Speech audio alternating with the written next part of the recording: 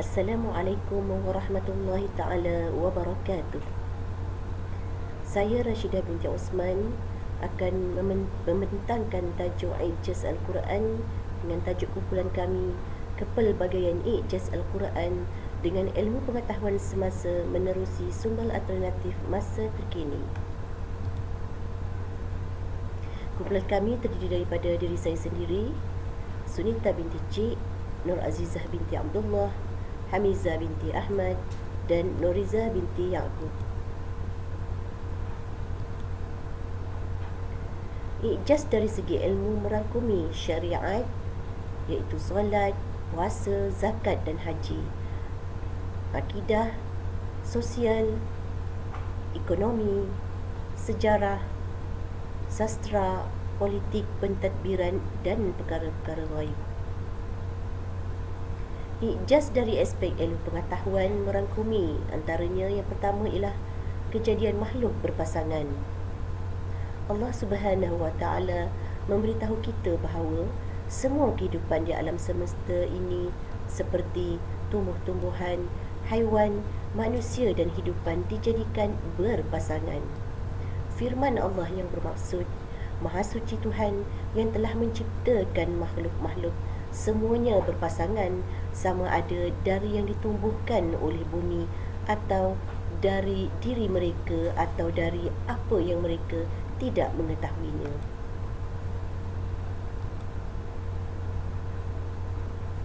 Penemuan sains terkini menunjukkan bahawa unsur-unsur yang amat seni juga mempunyai pasangan. Dalam bidang kajian hayat umpamanya, sel adalah bahagian terkecil sekali bagi sesuatu organ. Dalam sel terdapat nukleus yang mengandungi suatu kod khusus yang menentukan jenis sel itu, sama ada sel kulit atau daging.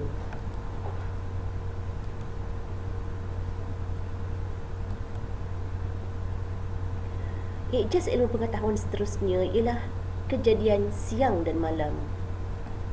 Planet bumi berpusing di atas paksinya dalam masa 24 jam sambil beredar mengikut orbit mengelilingi matahari dengan kelajuan 66,600 batu sejam, iaitu 30 kali ganda kelajuan peluru. Kelajuan yang begitu pantas, bumi mengambil masa lebih kurang 365 hari untuk melengkapkan satu pusingan orbit. Melalui proses pusingan dan peredaran bumi ini, Allah Subhanahu Wa Taala telah menjadikan siang dan malam silih berganti. Firman Allah yang bermaksud, dan dialah Tuhan yang telah menjadikan malam dan siang serta matahari dan bulan, tiap-tiap satunya beredar tak apung-apung di tempat edaran masing-masing di angkasa lepas. Seterusnya kejadian dan peranan air. Melalui ijaz Al-Quran ini telah dikatakan, telah termaktub dalam Al-Quran, air adalah unsur terpenting bagi kehidupan semua makhluk. Firman Allah yang bermaksud, dan kami jadikan dari air tiap-tiap benda yang hidup, maka mengapa mereka tidak mahu beriman? Allah Subhanahu Wa Taala menegaskan bahawa dialah yang menghantar angin yang membawa awan hujan dan kemudian menurunkan hujan tersebut ke permukaan bumi. Sains membuktikan kebenaran Al-Quran bahawa proses penggunaan air oleh hidupan mengikut kitaran yang teratur, sempurna dan melibatkan semua hidupan secara harmoni. Ijaz ilmi yang seterusnya ialah perjalanan dan peredaran matahari.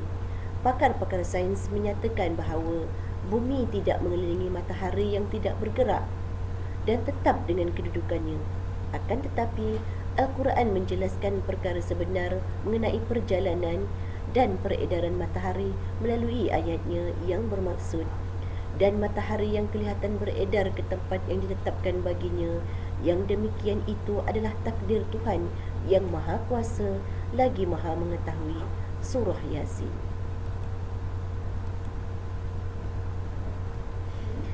Seterusnya ijaz ilmi melalui kejadian binatang. Al-Quran juga memaparkan rahmat dan kasih Allah pada kejadian binatang. terdapat pelbagai jenis binatang serta alam kehidupannya, iaitu di darat, udara dan laut. Seterusnya, peranan angin. Melalui ijaz ilmi, peranan angin melalui proses pembiakan tumbuhan. Peranan angin juga dapat membantu manusia bernafas. Satukan fikrah, kukuhkan ummah. Pelbagai pertanyaan melalui siri Al-Quran dan ICT adalah datangnya dari mereka melalui pelbagai jurusan ilmu seperti ICT, sains, pertanian, kejuruteraan, perubatan, psikologi dan juga dari bidang agama dan kajian Al-Quran.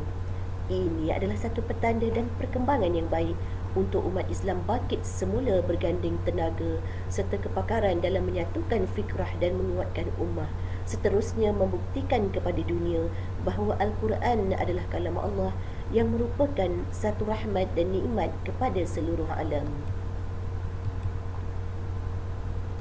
Seterusnya, pencemaran dan ekonomi pembetulan alam. Umat Islam perlu menjana ilmu-ilmu dari Al-Quran kerana kemusnahan dan kehancuran yang dibuat oleh manusia sekarang sudah sampai tahap beyond repair. Maka ekonomi dunia dalam masa 10 hingga 20 tahun lagi ialah ekonomi pembetulan alam. Kini kita sudah nampak contoh-contoh ekonomi mesra alam seperti green technology, biofeedback medicine dan sebagainya. To think outside the box, think inside Al-Quran. Allah Subhanahu wa Ta'ala menjelaskan Al-Quran mengandungi lebih dari 10 lautan dakwan ilmu. Sebab itu Al-Quran mampu menjelaskan segala-galanya. Kalaulah Al-Quran sudah mengandungi 10 in ocean of knowledge, maka perlukah kita fikir outside the box? Sudah cukup dan memadai dengan think inside Al-Quran. Di dalam surah Al-Kahfi, Allah Subhanahu wa Ta'ala telah menjelaskan manusia boleh menjana 2 lautan dakwan ilmu wa amalan soleh, iaitu ilmu penambahbaikan, ilmu memperelokkan sesuatu, ilmu continuous improvement atau ilmu kaizen dengan menggunakan sumber dan garis panduan dari kitab Al-Quran. Al-Quran mengklasifikasikan ilmu ini sebagai ilmu mutasyabihat atau ilmu yang serupa yang hampir sama dalam bentuk konsep dan dalam bentuk metafora. Al-Quran juga menerangkan komunikasi tanpa wayar. Banyak sekali ayat-ayat Al-Quran yang menjelaskan tentang teknologi ICT atau konsep ICT seperti dalam surah Az-Zariyat. Sebanyak 11 ayat diturunkan sekaligus dan berturut-turut yang menjelaskan tentang komunikasi tanpa wayar.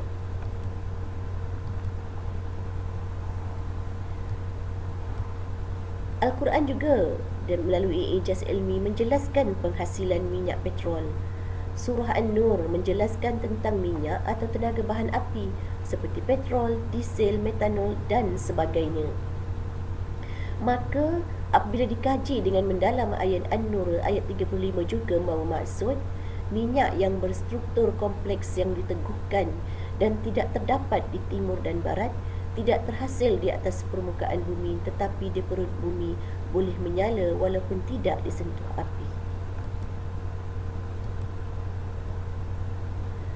Rumusan daripada ijaz ilmi ini ialah Al-Quran merupakan sumber ilmu pengetahuan, ilmu yang berkaitan dengan alam ghaib, syurga, neraka, jin, malaikat tidak dapat dicapai oleh akal fikiran semata-mata. Sekian sahaja pembentangan saya. Segala yang baik datang dari Allah dan yang lemah itu adalah dari kekurangan diri saya sendiri. Sekian, wabillahi taufiq wal hidayah. Wassalamualaikum warahmatullahi wabarakatuh.